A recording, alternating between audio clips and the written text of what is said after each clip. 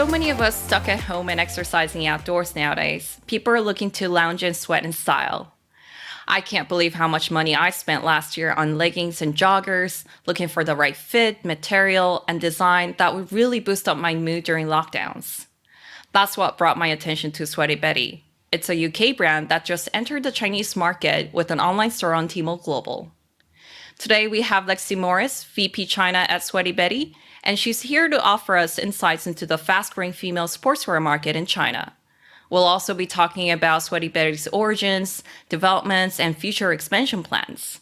Thanks for joining us here today, Lexie. Hi, Monica. Thanks so much for having me. Who are Sweaty Betty's customers in UK? Do you target the same demographic in China? Absolutely. So our target customer is an active and adventurous woman. I'd say it's much more about being active than age necessarily. So we're really looking to dress her throughout her day, not just during exercise, but perhaps this idea of from studio to street, so on the way to work or perhaps to meet friends, and to kind of support her in looking stylish throughout that pursuit of an active and balanced lifestyle, so based around fitness and well-being. And so you'll actually find both performance as well as lifestyle pieces in our collections. It's been 23 years since you guys were founded. Can you give us an overview of female sportswear trend in China over the past several years, and why now that you guys are entering to this market? Sweaty Betty, we were founded back in 1998 by Tamara Hill Norton, and we're really a global brand and community that empowers women through fitness and beyond.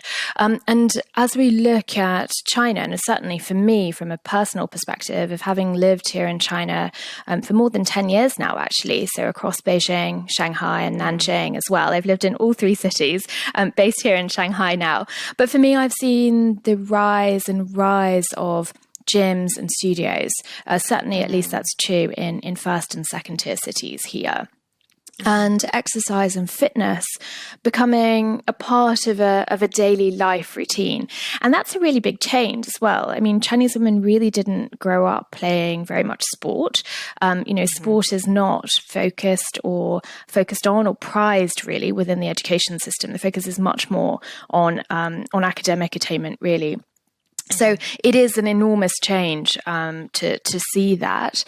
And for me here, I see yoga super popular, as well as running as well. But there does also seem to be an increasing diversity of the types of exercise that are available. So I think that really speaks to the popularity of wanting to be active. So from spinning to aerial yoga, circuit training. I've seen a lot of classes with a regular DJ there. So like a live DJ actually there with you in the room, which is great. So yeah, cool. It's super, super interesting at the moment here. I can relate to that because I grew up in Asia as well. And even 10 years ago, there weren't that many gyms really specialized in one category of sports. And even in school, like if you are athletic, then people kind of make an interesting eyebrow raise thinking, oh, but you're a female. So there's been a big transition over the past decades or so. And I'm sure you guys did some research on this prior to the launch. Like, did you guys find anything interesting? Sure. So I think you're absolutely right. There's this focus on well-being here today, I think. So being active is a lifestyle choice, but more pertinently, it's about being able to have the resources to make that lifestyle choice. So having the time to exercise, being able to go to the gym with girlfriends, having a gym membership even is almost becoming a status symbol. And I think that's fascinating. And I think the other kind of element of it is that focus on well-being is actually much less to do with losing weight. It's much more to do with enjoying life and kind of amplifying positivity as well. So I think fitness is really helping women to bring more energy and fun into their lives. And it's quite a different feeling from this kind of debit credit attitude that I think some of the Anglo-Saxon cultures have. It's almost that being healthy is kind of a hedonism enabler in a way, and we saw that come out really strongly actually in the research that we did. So prior to our Tmall global launch, we carried out some research here, and we had lots of comments. I'll read you a couple actually. So we had the reason that I work out is so that I can drink more. As long as I can keep fit, then I can keep living life with joy. And another one, I thought this one was great actually. WTF is my motto: work, travel, food. Oh, so okay. I think all of that idea of balance. Yeah, I know, right? I know. But all of that idea of kind of balance and an active lifestyle enabling that balance as well really aligns very nicely with our ethos here at Sweaty Betty too. Yeah, that's a great change, I have to say, because, now more than ever, health is the most important thing for you, for anyone. Exactly. Yeah. And you raised an interesting point about gym membership being tied to status. And I also have to say, what brand you wear for your yoga gears or gym gears is also a symbol of that.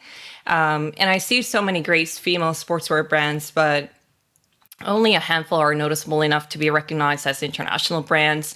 And I was wondering if there are some hurdles that your brand or other brands about experience in expanding into Asian market, what kind of hurdles they experience or challenges they have in China in particular. Totally. And it's funny that you mentioned classes. I always find that like when I'm in a yoga class, upside down, my eye will definitely be, roving. And I'm like, oh, interesting. What top's she wearing? What Lego is that? Where are her leggings from? It's actually a great time to check out everybody else's activewear. So yes, I totally agree with that one. But yes, absolutely. So launching into China is challenging. I think there's really no two ways about that. And that's also, the number of brands that have failed here, I think is testament to that. For me, I kind of see three key hurdles. The first one is actually around having an entity here in China, setting up a wholly foreign-owned enterprise. It's not that easy, and there are lots of things to be, lots of decisions to be made, I think, that can really slow that process down, from figuring out what your Chinese name is, to, what Chinese characters, how are you going to translate your name such that it still has the resonance of your original name, through to registered capital. How much money are you going to need to really be able to invest in the market and grow out your business? So I think setting up the Chinese entity can be very challenging. And then for me, of course, compliance. So importing into the market is also not that easy. The rules and regulations here are quite different, and ensuring that actually you've got all of those right can be a big challenge, I think, for HQ product and design teams who aren't used to some of the different, requirements that the system has here. So compliance is a huge problem as well. Definitely something that has to be tackled kind of early on and can take quite a long time to do too. And then the third one is, of course, brand awareness. Even for us as a global brand, I mean, we've got more than 150 stores and concessions where you can purchase us globally. And even with our presence in Harrods and Selfridges in London, in Nordstrom in North America, we find that actually our brand awareness is very, very small here. I could even say zero brand awareness. So that's a huge challenge too. How do you get scale of awareness of the brand at speed without breaking the bank? Definitely can be a real headache. You mentioned about Chinese names, and does Sweaty Betty have a Chinese name?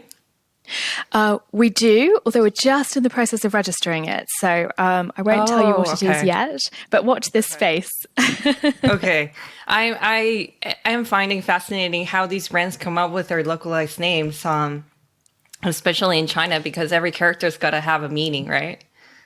Absolutely. And, I think there's also the challenge around registering trademarks as well. So one of the reasons that, so I won't tell you what our name is just yet, is because actually that's an incredibly important part of your thinking when you're entering in the market. I think brands can often run into issues with copycats, and you've got to find a really stringent way to avoid counterfeiting or hijacking of the brand as well, particularly as a premium brand. So for any brand that's considering coming into China, just ensure that you've registered your trademarks here. The system is first to file. So effectively, somebody else could have filed your name. You may have been the first one to use it overseas or even in China. But it's an incredibly, incredibly important thing to be aware of right at the beginning, even before you're looking at entering the Chinese market, to have done your homework there. I'm just going to shift the attention to Tmall Global, since that's where you guys are launching the store right now. You are familiar with Alibaba platforms. Even before joining Sweaty Betty, you were working for another global brand that was expanding in China market. So you're an expert. Why was the launch on Tmall so significant? And why Tmall Global and Alibaba? Number one, the top place for purchasing of leggings in China is Tmall. So that makes it a very, very easy decision. Yeah, for sure. So then if you look at the difference between Tmall and Tmall Global, some of those challenges that I just mentioned around setting up an entity in China, compliance, as well as brand awareness, that's something that for me, Tmall Global ticked the boxes in every single one of those areas in being able to support us to deal with those challenges in a relatively easy and straightforward way. So Tmall Global obviously is the cross-border e-commerce arm of Tmall. And that cross-border e-commerce arm or channel really makes it significantly easier for an international brand to be able to start actually shipping or selling to the customer based in China. The channel it's a special channel. It has a reduced tax, and actually, as long as the product is compliant in the country in which it's being shipped from, then you're actually able to sell it via that cross-border channel. So it's e-commerce only, which actually worked perfectly for us. And you don't have to have an entity. So if we take each one of those challenges that I just mentioned, so China entity, not required for Tmall Global, compliance, as long as you're compliant in your home market, also no problem. And then the brand awareness piece, for me, what better way to start to raise brand awareness than to have your product actually able to be shipped and delivered to a customer in China. And for me, that's incredibly exciting, the idea that more and more women will be able to get their hands on a piece of Sweaty Betty and actually to try our incredible leggings, for example, and actually, feel the material, feel the quality of the fabric, and learn more about the brand. So for me, absolute no-brainer. It was a very, very easy decision, and I'm delighted to have launched on Tmall Global. So we launched last Monday. It's been just over a week now, and it's been going very well. How's the progress so far? What kind of results are you guys seeing? Yeah, it's good. So we're obviously coming up to Chinese New Year. So this is traditionally not a big shopping time, I would say. So it's a perfect time for us to launch in a kind of quiet period. We've very much gone for a soft phase. We're not in any hurry here. So what I'm looking towards actually is International Women's Day, which is on the 8th of March, and we'll certainly look to be doing some interesting activations around that and interesting campaigns. Yeah, and I assume there's going to be big sales too. Indeed. It sounds like you guys found a perfect solution from brand's point of view. But when you look at consumers' point of view, some people still prefer shopping in brick and mortar stores. But for some, obviously, these days, that's not even an option at the moment, given the lockdown restrictions and everything. And now that we're forced to digitize, bringing that offline experience will be a game changer for these brands. And how convenient is it for consumers to shop for your products on Tmall Global? I think that's really critical. Absolutely. So I think Tmall Global is a very interesting platform because of the variety of logistics options that you have. So you can fulfill directly from your warehouse based wherever it could be. For us, it's in the UK. Or you can actually fulfill from a bonded warehouse based in mainland China. For us, the first option, the latter option, actually means that we are able to offer almost the full range of products that you would get if you were shopping on our global website, or in our stores in the UK or in the States as well. Because actually we're able to fulfill directly from the UK warehouse. So we have our pick of the entire range of product. We can offer all of that through Tmall Global. So at the same time, that also means that we're keeping our stock risk relatively low because we're not actually bringing any stock into the Chinese mainland. So also a very good solution for us there. In fact, with my previous brand, actually, we used the other model. So we actually brought stock in. And for us, because we had a relatively limited range of product, but also not so much newness as well, then that was actually something that worked very well for us too. So for me, having the flexibility of those logistics options is actually brilliant. And even fulfilling from the UK, we'd be looking at around about a 7 to 10 day shipping time, which really I think is not too bad at all, in order to be able to enable our customers to get their paws on our products, which is great. And I think the other side of this kind of convenience of Tmall Global is the test and learn factor. So because it's easy for consumers to be able to purchase, then we have the ability to actually be able to see what she's buying, and to collect some data really on, what are her preferences? Where is she going? What colors of our leggings, for example, is she preferring? Is it a pink tie-dye, or is it actually just a black or a classic kind of navy legging? And have the ability to get that product into her hands, get some reviews, and then be able to build from there. So it's really great. Well, shipping directly from UK has two advantages. It sounds to me that, first of all, you guys are saving money on warehouse in China. And second, we as customers don't have to feel frustrated when we can't find the exact same model that we saw on the website because they don't ship to China or they don't stock in China. So Exactly. That's some of the frustrations I have when I shop online on different brands. But you mentioned that brand awareness in China is the short-term goal for Sweaty Betty after launching on Tmall Global last week. Can you give us a glimpse of your strategy on this front using Tmall Global? Of course. So with Tmall Global, I think one of the exciting things is to be able to start to raise our brand awareness in the Chinese market. So, of course, just being there on Tmall Global, ready for customers to be able to find us. So from a kind of organic perspective is obviously wonderful. But at the same time, Tmall Global actually has a whole variety of performance marketing tools that can be used. So from things like banner ads on homepages, to something called Express Train, which is actually a type of SEO, and effectively pushes your brand or your products up the search results when somebody is typing in, let's say, a product like leggings into the search box on the Taobao app. So for me, these actually give us the ability to be able to push our product and to expand the number of consumers that are aware of us who are already shopping on the Tmall Global platform. And as you and I both know, that's actually a slightly higher quality of traffic than on Tmall.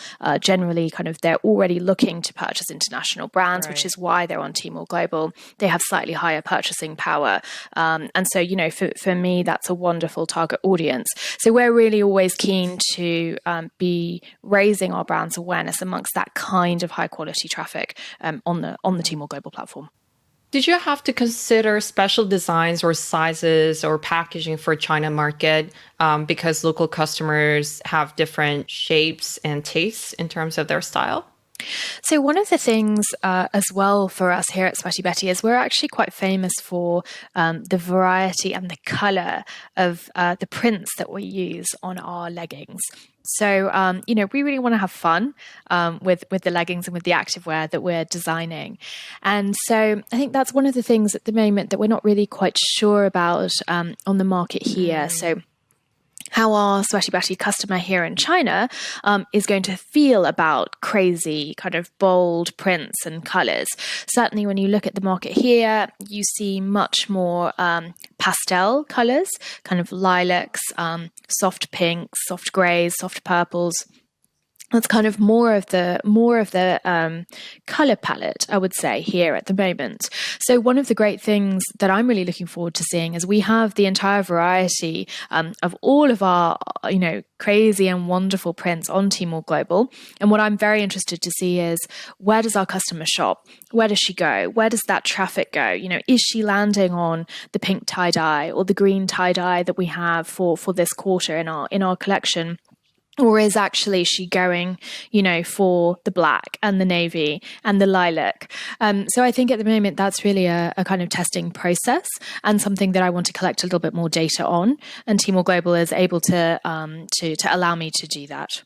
From a leggings perspective, fortunately, they come in a huge variety of different lengths. So that's great. So normally we recommend actually that for women who are under a meter 65, that actually they use our 7/8 leggings, or as they're called in Chinese, 90% leggings, as full length. And over 1 meter 65, then actually they can wear our full lengths as proper full lengths. So the variety of different lengths that we have in our leggings means that actually we're able to, there isn't a problem. You can find a fit that will fit whatever you're looking for. So that's relatively straightforward. Another interesting thing I found was before COVID, a lot of these yoga brands used to do a lot of events in their flagship stores. And they also marketed their brand via offline channels, including like sports events, festivals. And how is this changing now with the situation we're in? And do you think there are some takeaways for other markets from China's e-commerce scene that we're seeing? Sure. I mean, I think here in China, COVID really hasn't had the devastating impact on offline retail that we've seen in other countries. And so for me, if anything, offline experience is now even more important. And I think that China's retail industry is actually world leading in blending online and offline, and actually really genuinely achieving and understanding that concept of new retail. So I think here, certainly for me, there's absolutely no doubt that offline plays an incredibly important part in shaping the retail experience for customers. It's a key touch point in that purchase journey, and always will be, I think, even if that purchase journey is across both online and offline touch points. You almost have the search initially online, potentially. Search and discovery, that could also be offline. But at some point, you have to have the offline experience, being able to actually come into a store or into a pop-up and touch and feel the product before, really you'll be purchasing, I think, more of that product. So offline, I think, is incredibly important. And I'm looking forward to thinking about what that looks like for Swati Betty in the next 12 months or so. I was in your store yesterday, and the online experience was more young and vibrant compared to the physical store, I felt. And I'm just wondering, is that on purpose, or is it a legacy issue? Or what are you guys thinking about in terms of refreshing or changing your brick and mortar look and feel in the UK and or Asia? Brands like Gentle Monster come to mind with their kind of incredible, almost art installation type store experiences. Futuristic, yeah. Exactly, where actually it's just sunglasses actually that they're selling, but you walk into the store and it's a whole experience, right? It's incredible. I went actually into the store in London about a year ago now with my family, and we just spent it was amazing, right? Like looking at all of these installations. So certainly for us, we will have to be thinking about how do we bring a really world-class best practice retail experience to our customers here in China. And I think that's an incredibly exciting challenge. How can we think about the way in which we do retail differently? For us, something that we do in London, in our flagship store in Carnaby Street, is actually to blend that idea of experience into the shopping experience as well. So for us, in our store on Carnaby Street, we have retail, of course, on the ground floor. we actually upstairs have food and beverage. So we have a coffee shop, which sells all sorts of wonderful different bits and pieces. We've got smoothies, there's all sorts of vegetarian and vegan offerings and so on and so forth. We actually have a hair salon upstairs as well. Oh. And then on the basement floor, we have a studio. And so, you've got that idea of kind of 3 in 1, in almost feeling like a clubhouse, actually. So going back to our conversation about your digital strategy and having that modern look and feel on your website, I think digitization does make you more nimble in branding and brand awareness. So is this something that's part of your strategy during market expansion? For example, using AI features that Tmall Global provides, or trying to target younger audience by having more adventurous type of designs that you guys only sell online? I think there are a number of tools that we can play with. Certainly the AI features, you're going to need to tell me more about those because I'm not very familiar with those. So we can follow up on that one afterwards. But for me, I mean, we're entering China with a digital first strategy very clearly. So I think you can see in that sense where our priorities are, at least in the short term. I don't think that's necessarily to do with youth or the age of consumer. It's actually more about reach and flexibility, I think. So, I mean, when you talk about online, you talk about video content and the rise of video content actually over static imagery. And I think that's where you can start to play and really have some fun in terms of being able to encapsulate the feeling of a brand in a moving image. So that's certainly an area that we're exploring. We have some great video as it is, be it kind of branded content or indeed actually class content. And something we work with over about 150 or so content creators that we work with around the world to ensure actually that our content is on point, that it's led by experts, and that it's kind of really bringing something else to that Sweaty Betty experience as well. Well, as a fan of sportswear and Sweaty Betty, I'm excited to see what's more in store for you guys on Tmall Global. Thank you so much. So am I. Thank you so much for sharing your insights today. That was really helpful. Wonderful. Thank you again so much for having me, Monica. Thank you.